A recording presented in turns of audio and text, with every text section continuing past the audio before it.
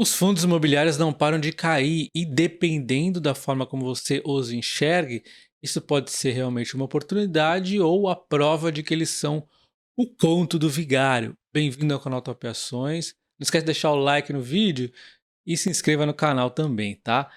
Então, antes mesmo de você pensar em investir em um fundo imobiliário, você tem que entender as diferenças entre as classes de fundos imobiliários. É muito importante você ter isso na ponta da língua. E muitas pessoas acham que entendem, mas ainda não entendem conceitos básicos, como, por exemplo, o quanto diferente é o tipo de dividendos de um fundo imobiliário de papel, um fundo imobiliário de tijolo. Então, antes da gente entender o risco que está passando o nosso fundo imobiliário, nós temos que entender todas as classes de fundos imobiliários. É muito importante entender isso. E aí depois a gente entende os riscos que cada um pode ter, inclusive a importância do gestor. Então a gente começa com as classes, a mais básica aqui, que é o fundo imobiliário de tijolo, que nada mais é do que um fundo imobiliário que compra um imóvel e aluga esses imóveis para os inquilinos. E esse valor do aluguel é o que nós, cotistas, recebemos aí de dividendos. Então, basicamente, a gente vai se preocupar com a vacância. Será que esses imóveis têm boa qualidade? Será que o setor, o subsetor, né, que atua esse fundo imobiliário é bom? Por exemplo, dentro do fundo imobiliário de tijolo, nós temos o BTLG11, é um fundo imobiliário de tijolo que atua no segmento de logística. Então, eu vou estar preocupado com logística. Qual a tendência? A tendência é o pessoal cada vez usar mais, né, entregas rápidas, então a gente tem que ver imóveis aí próximo dos centros e assim a gente vai indo, vendo a qualidade, vendo os tipos de imóveis e tudo mais. Outros imóveis poderiam ser de shopping, de educacional, enfim, temos uma série de outros escritórios, temos uma série de outros tipos de imóveis que têm essa finalidade de receber com aluguéis dos imóveis. E aí, a gente pega aqui o próprio BTLG11 como uma prova como gestor importante. Nos últimos 5 anos, a performance do BTLG11 foi superior ao IBOV e o IFIX, por exemplo. Isso mostra como o gestor foi importante, que a gente pega aqui um período mais longo, 10 anos, olha como apanhou aqui o BTLG11, apanhou do IFIX e apanhou do Ibovespa, porque ele teve aqui um gestor que não era bom, foi voltado para sair, entrou BTG e aí as coisas melhoraram, tá? Então o gestor é muito importante. Só que dentro dessa classe de fundos imobiliários de tijolo tem uma confusão que eles classificam tudo como a mesma coisa, mas não é. Então, se aqui a gente tem um imóvel e só se preocupa se esse imóvel vai ser alugado ou não, como é que vai ser aí a valorização, inclusive, né, vale lembrar que os imóveis eles são geralmente atualizados ao longo do tempo pela inflação. Então é como se os dividendos fossem reais, né? Você está recebendo dividendo, mas você continua sendo dono do imóvel.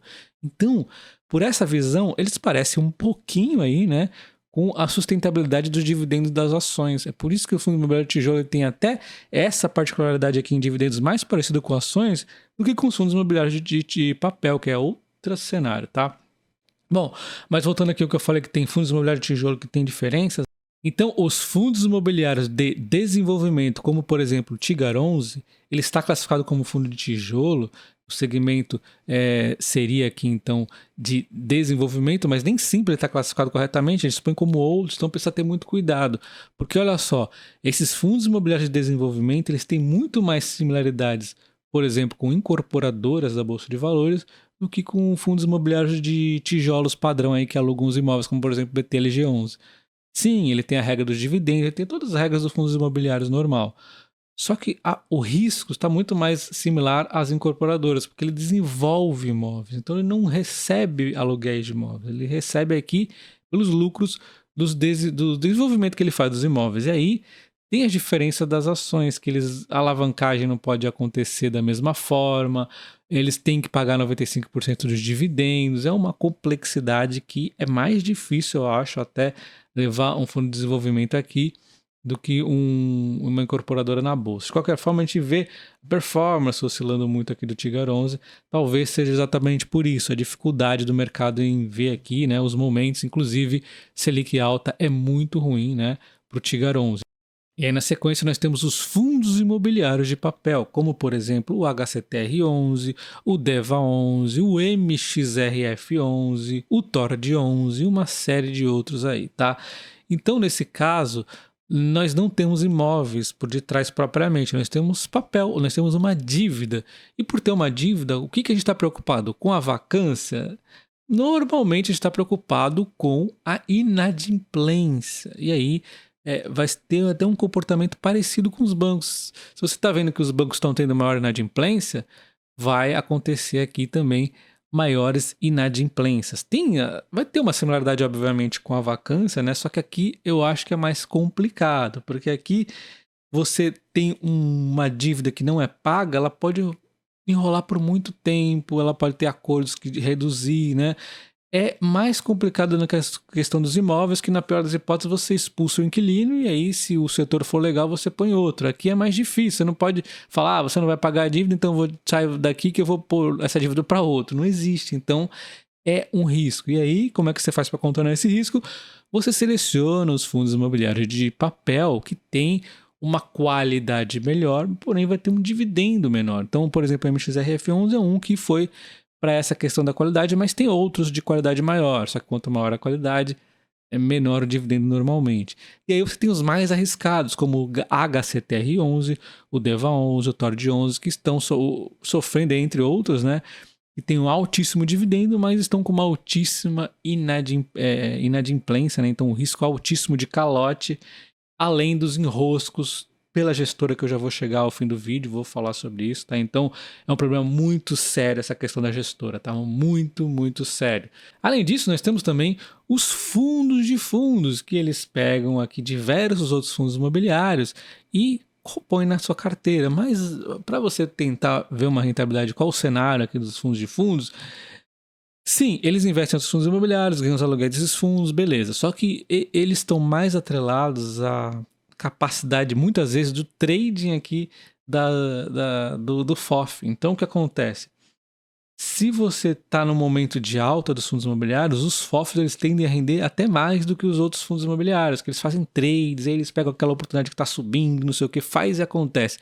Quando está caindo, fica ruim, porque eles não conseguem fazer tanto esses trades, então fica ali meio que sofrendo junto com os fundos imobiliários, ele tem taxa dobrada, né? Porque normalmente os FOFs têm a taxa do FOF e mais a taxa do fundo que ele está investindo, então fica um pouco complicado para os fundos imobiliários, os FOFs, nesse momento de fundos imobiliários sofrendo, momento de Selic alta, né? Momento aí que o pessoal corre para renda fixa. Então os fundos imobiliários, os FOFs, quando as coisas, quando realmente a Selic começar a diminuir, as coisas começarem a ser atrativas para os imobiliários, os FOFs tendem a ter um bom rendimento, tá? E além do fundo imobiliário de tijolo de aluguéis, o fundo imobiliário de tijolo de desenvolvimento, o fundo imobiliário de papéis, os fundos de fundos, nós agora temos os FIAGROS. Os FIAGROS eles são muito parecidos com os fundos imobiliários de papéis.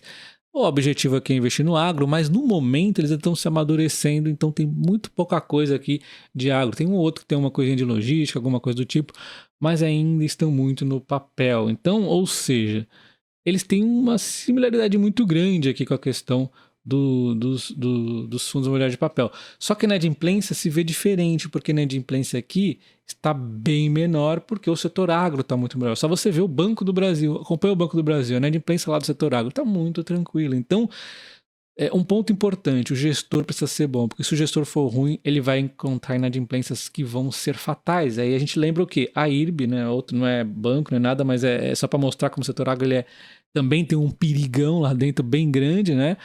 Só que é um setor que está indo, de modo geral, para quem fizer um bom trabalho, está indo muito bem. Então, o que eu quero dizer? Que ele está indo melhor que o FII de papel porque o setor está no melhor momento. Só que tem um risco também aqui que pode ser até mais explosivo, tá? E aí, outro ponto interessante. Então a gente pode resumir da seguinte forma: os fundos imobiliários de tijolo, no caso aí que buscam os aluguéis, você vai ganhar com o aluguel, é um rendimento aqui real, já que você continua dono do imóvel, e esse imóvel costuma se valorizar ao longo do tempo pela inflação, mas lógico, tem a manutenção, então também tem que lembrar disso. E Temos que nos preocupar então com a vacância, como é que tá. Vai depender muito do cenário econômico, mas também do subsetor aí, do segmento, né, do FII. Nós temos o FII de desenvolvimento que desenvolve imóveis, então ele vai ter algumas similaridades aqui com as incorporadoras. Temos o fundo imobiliário de papel, que investe em dívida, então a gente tem que estar atento, né, à inadimplência aí do Brasil. A gente pode até usar os bancos para entender como é que está indo essa questão, e a gente vai estar então a escolha entre qualidade e yield, que é um yield maior, às vezes o maior acaba dando menos por conta das inadimplências. Você vê que tem essas quedas aqui, é mais enrolado, tem que ter mais paciência quem gosta desse tipo de ativo. E aí nós temos o FIAGRO, né, que também é dívida, normalmente acaba sendo isso, embora tenha podendo ir para tijolo também. Tem uma menor inadimplência normalmente, mas tem os riscos extras, que é a questão da quebra da safra. Temos uma inabilidade, de repente, de um gestor que pode escolher agros ruins aqui. Mas, enfim, de modo geral, você consegue um yield maior com um risco aí um pouco menor, de repente, do que comparando com o CID de papel padrão. Porém, com esses pequenos pontos tem que ficar atento. De repente tem uma quebra da safra e aí como é que vai ficar, né? Então, atenção a esses pontos. E quase que eu esqueço do mais importante, que é, no caso aqui, por exemplo, dos fundos imobiliários de papel que tem dívidas por detrás, essa dívida ela não entrega um dividendo real, porque junto do dividendo está indo para você o patrimônio, já que não tem algo, vamos resumir assim, algo físico por detrás, como uma empresa que te paga dividendos, está lá a empresa bonitona por detrás, como um fio de tijolo que te paga dividendos, está lá o imóvel bonitão por detrás. Então aqui a dívida vai sendo paga e vai sendo reduzida. O patrimônio está sendo entregue junto com a questão, seja a Selic ou seja aí o IPCA. Então tenha isso em mente, que eu acho que é o ponto mais importante e básico que muitas pessoas não entendem, por incrível que pareça. Que, diga-se de passagem, tem muita similaridade com até a renda fixa, né? Que a renda fixa ela não produz nada, é uma dívida ali que existe e você está recebendo da mesma forma como os fundos de papéis. Então não existe mágica, não existe um negócio, uma empresa por detrás e nem um imóvel. Então a renda fixa e os fundos de papéis têm esse problema aí que muitas pessoas não entendem. Eu não sei por que elas não entendem isso, sendo que não é tão difícil. E os fundos imobiliários de papel devem continuar pressionados. Inadimplência volta a crescer no Brasil e dívidas já somam 326 bilhões, então a situação não está boa, vai melhorar só quando a economia der uma melhoradinha. Nós temos aqui inadimplência, por exemplo, no HCTR11 chegando a 30% aproximadamente, né? Mas se fosse só questão da inadimplência, ainda era aceitável porque faz parte do jogo, né? Mas vocês devem se lembrar, alguns de vocês, que exatos um ano atrás, olha só a coincidência, dia 4 de abril de 2022, eu fiz um vídeo onde eu falava que havia vendido o HCTR11 por conta de rolos aí, e as taxas também que são altas nos fundos imobiliários de papel, e vendia também o MXRF11. Na verdade, eu vendi todos os meus fundos imobiliários de papel, só tinha esses dois. Eu explicava lá o rolo que estava acontecendo. É inadmissível investir em fundo imobiliário que tem rolo. Fundo imobiliário para ter paz, não para ter rolo, né? Essa é a minha opinião. Deu no que deu. Nos dias seguintes caiu para caramba, depois agora caiu mais ainda, tá? E vale destacar que eu não faz parte do meu perfil de investidor investir mesmo em fundo imobiliário de papel. Eu investi naquele período ali de um ano para testar e não gostei. Aí chegou em abril de 2022, eu vendi e agora um ano depois eu vejo que fiz a escolha certa, porque realmente nem rentabilidade foi bom e também não fazia parte mesmo do meu perfil aqui. Eu fiz mais para testar, porque eu não posso falar de um tipo de investimento, mesmo conhecendo toda a teoria, se eu não sentir ele na prática, né? Então fiz questão de ficar aí cerca de não chegou a um ano, tá? Mas fiquei aqui vários meses aqui com esses fundos para sentir como era na prática, tá? Então deixa o like no vídeo, se inscreva no canal sempre ativando o sino, tá? Comenta aí se você tem fundos imobiliários de papel ou não. Um abraço, até o próximo vídeo. Valeu!